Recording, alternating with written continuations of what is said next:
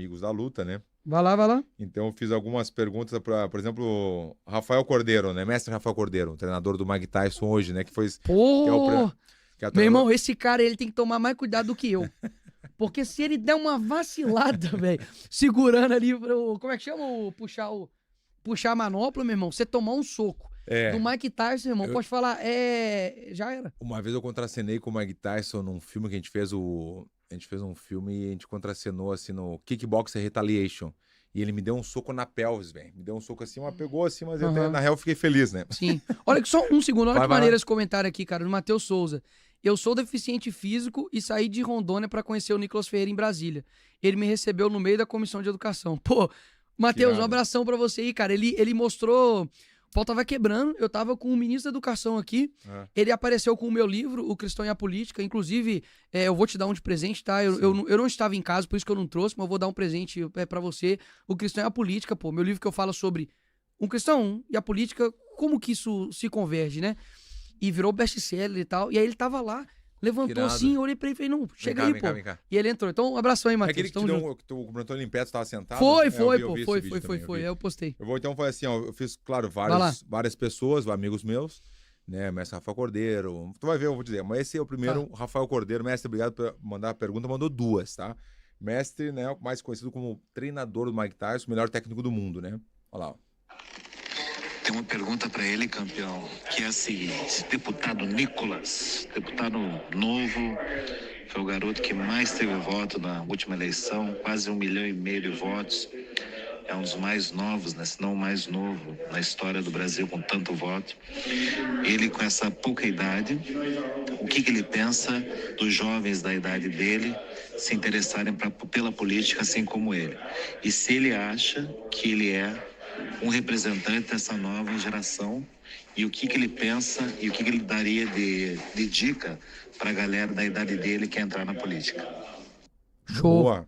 Cordeiro, obrigado pela pergunta aí, que Deus te abençoe, e vou estar ligado lá na luta do Mike Tyson lá, e o Jake Paul. Adiou, né? Adiou um pouquinho. Adiou, não, mas vou estar ligado lá, se Deus quiser. Acho que vai. Vou torcer pelo menino Mike Tyson, mas Mike quase Tyson. 60 anos. O menino Mike Tyson. Mas olha, sobre a questão da juventude hoje em dia, eu acho que tem uma juventude muito diferente vindo, sabe? Hoje mesmo, para uns meninos de 12 anos, 13 anos, uma mãe ligou pra filha dela que tem 10 anos de idade.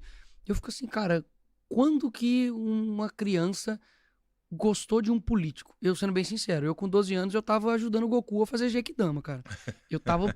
e vocês também, homens raiz aí que estão me vendo, né? Então, assim, eu não tinha nenhuma noção sobre política. E hoje os meninos já estão percebendo e principalmente se posicionando nos locais deles. Então, assim, na escola, na faculdade, e eles estão vendo que vale a pena. Ser conservador é uma aventura, cara. É muito bom. É muito diferente do que um cara de esquerda. O cara de esquerda, pô, acorda, bate palma pro sol, fuma maconha, não tem laço familiar, a vida é uma loucura, muitas vezes em bebedeira, não tem um norte moral. E a gente não, pô. Você criar uma família é fácil? Não, tá louco. Deus é uma aventura, irmão. É uma aventura. Mas é uma aventura muito boa. Mas é boa, isso eu ia falar. É muito e melhor bom ainda quando você tem Deus, cara. Que ele, do mesmo jeito que ele chamou Abraão, ele chega e chamou Abraão: sai da tua tenda, sai dos seus zonas de conforto, vem cá, né, pra você ganhar as nações, você vai ser pai de multidões e você vai ser um aventureiro. E da mesma forma, a gente é um aventureiro, cara. Poxa, minha vida é muito doida. Eu não preciso de nada pra poder ser feliz. Eu não preciso de uma reação química dentro de mim pra poder ser alegre. Então acho que a juventude agora tá começando a entender isso. De que, opa, peraí. Essa coisa de toda hora, cultura woke, LGBT que não sei o quê, vai comprar uma roupa, tem aqui coisa política, chega na sala de aula, professor doutrinando, liga a televisão, é só putaria e sacanagem, abre o TikTok, é só sacanagem também, ideologia política, vai conversar com alguém, você não pode fazer uma piada, cara, tá chato. Da piada, eu sempre fui da piada, da brincadeira com um amigo, eu acho muito legal. Sim, isso aí, velho. Não, e o jovem chegou e tá prestando atenção e falou, cara, não quero mais isso. Então a nova geração, respondendo o Cordeiro, eu acho bacana. Sim. E sobre essa questão de, digamos assim, de ter talvez uma referência pra juventude, cara, eu nunca me coloquei como mentor de nada, nunca me coloquei como liderança de nada, eu sou um soldado aqui como todo mundo.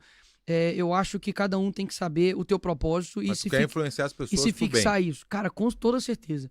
Assim, que eu morra e que minha lápide tenha aquele que não desistiu, sabe? Tipo assim, não, o cara era aquilo. Sim. Você tá entendendo? Ele não foi um personagem, ele era aquilo. Ele viveu defendendo aquilo e morreu defendendo aquilo. Vamos fazer a segunda do mestre, então. Porque tem alguma, não muitas, mas o segundo mestre Rafael Cordeiro.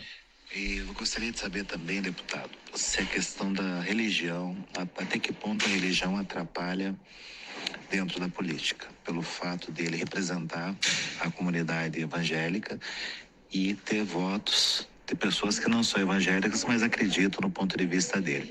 Eu queria saber até que ponto que você levar a política, a religião para dentro da política é uma boa, sabendo que você tem que governar não só para os evangélicos, mas para todas as religiões do Brasil, sabendo que é um Estado laico, e com esse conceito, como que ele poderia ficar bem sem esconder a fé dele e respeitando a fé dos outros? Se isso levar a religião para dentro da política é, no momento, uma coisa apropriada. Sabendo que você tem votos da Umbanda, do Candomblé, dos católicos, dos espíritas, entendeu? De todas as religiões, não pela tua religião, mas pelo fato de você pensar de uma forma que eles acreditam. Então eu queria saber até que ponto que a religião pode atrapalhar dentro da política. Eu queria que a galera que está no chat também mande a sua pergunta, seu superchat, que vai destacar para a gente poder fazer no final. Óbvio, vou deixar para o final.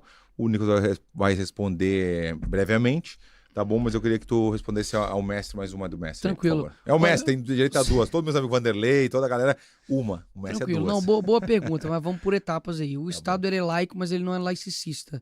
Ou seja, o Estado não é ateu. Até mesmo na nossa nota, né, tem lá, Deus seja louvado, né?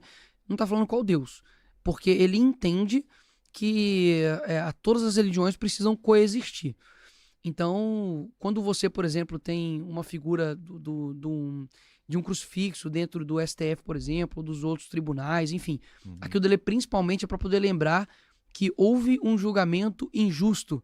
E a história do Jesus histórico, se você não acredita nele como Jesus que fez milagres, é uma história de que você precisa falar, precisamos fazer uma boa justiça. Caso contrário, o inocente pagará por isso. Ponto.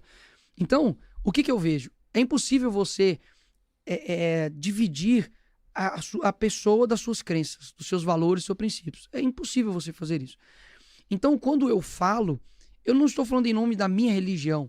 Do tanto quando eu defendi, por exemplo, a questão da vida e contra o aborto, eu não usei questões bíblicas. Eu usei questões científicas. Da questão do coração bater, dela ter uma impressão digital, dela sentir dor, do ser humano não ser um ser humano em potencial, mas em essência. Eu usei questões científicas. E os meus posicionamentos, eles trazem, obviamente, princípios. E eu não estou dizendo, por exemplo, que um ateu, que obviamente não acredita em Deus, ele não é cristão, que ele não possa ter essa mesma relação de ideias comigo. Por quê? Porque um ateu, ele mesmo sem acreditar em Deus, mesmo Deus não sendo o norte dele, porque ele não acredita, ele possui princípios, ele possui valores. Então você pode ter um ateu de direita, você pode, por exemplo, ter um homossexual de direita, como tem vários, inclusive vários me apoiam, né? Dizendo, não, Nicolas, o que você está dizendo sobre o movimento LGBT está correto. Então, essa coisa de não vamos trazer a religião para dentro do Estado é uma forma de, assim, de calar o cristão dentro do Estado, dentro da questão pública. Por quê? Porque hoje você pode ter um presidente falando mal do agro, chama o agro de fascista. Hoje você pode ter um presidente falando mal do povo cristão evangélico. Você pode ter um presidente falando que uma criança que nasce lá de um fruto de um estupro é um monstro. Você pode ter pessoas falando mal de pastor, de padre, falando que nós que saímos de casa para poder trabalhar no meio da pandemia éramos genocidas, éramos fascistas. Mas peraí, o cristão não pode defender aquilo que ele acredita? Eu nunca levantei uma Bíblia ali na tribuna, não. Eu nunca cheguei lá e falei, olha, pessoal, eu aqui sou cristão, servo de Deus. Opa, não. Eu estou falando ali como deputado e as pessoas acreditam nisso. E o Estado laico foi criado na Reforma Protestante, quando viu-se a necessidade de diferenciar igreja e Estado. Então eu nunca vou chegar lá e falar assim, olha, estou votando aqui porque... Não, eu estou votando porque há princípios e valores em mim que diversas pessoas, sendo cristãos ou não, também coadunam. Isso aí é uma falácia, não do mestre, tá? Eu digo assim, utiliza-se isso para poder calar os cristãos dentro do ambiente público. Agora, que também não tem pessoas que usam da religião como trampolim para chegar lá, aí não é nada novo debaixo do sol, né? Não tô falando que quem é cristão tá dando um bom exemplo, porque nós temos muitas pessoas que estão dentro da igreja e dão péssimo exemplo. É o que tu falou antes, né? Que a gente falou, tem de tudo em todas as áreas. Você tá entendendo? Tem o 7-1, tem os caras que são... Tem de tudo que é lado... Exatamente. E por conta muito desses, que foram falsos evangelhos, falsos cristãos, e deram um péssimo exemplo, que muitas vezes as pessoas não querem mais lidar com cristão e política. Sim. Eu, por exemplo, eu decidi, em ano eleitoral, eu não entro em igreja para falar de política. Acabou. Não entro. Eu posso entrar lá, dar uma palavra, sim, etc e tal. E talvez, se eu fui em algum evento, foi porque eu não sabia que seria numa igreja. Cheguei e fui pego de supetão. Aí é complicado. Mas separar bem as coisas. Exatamente. Mas assim, tem que separar, cara. Ó, um último exemplo aqui. Meu pai é pastor dentro da nossa igreja, tá? Durante as minhas duas eleições, chama Comunidade Evangélica Graça Paz. Meu pai é o pastor Edésio. Se eu for 1% que meu pai for, meu irmão, você acha que eu sou bom? Meu pai é o verdadeiro faixa preta. Meu pai é o faixa preta, espiritualmente, intelectualmente. Isso é legal, né? Intelectualmente falando. Minha mãe também, obviamente, da mesma forma. E nas duas eleições minhas, Verdun, meu pai nunca chegou lá pra igreja e falou: gente, aqui é meu filho, vota nele. Cara, eu sou filho do pastor, presidente da igreja. Entendi. Nunca. Meu pai simplesmente me chamou, perguntou se tinha outro político, candidato dentro da igreja, e falou assim: vem cá que nós vamos orar por vocês. Ponto. Acabou. No último dia, antes das eleições. Boa. Então esse é o exemplo que eu tenho de como lidar com isso dentro da igreja.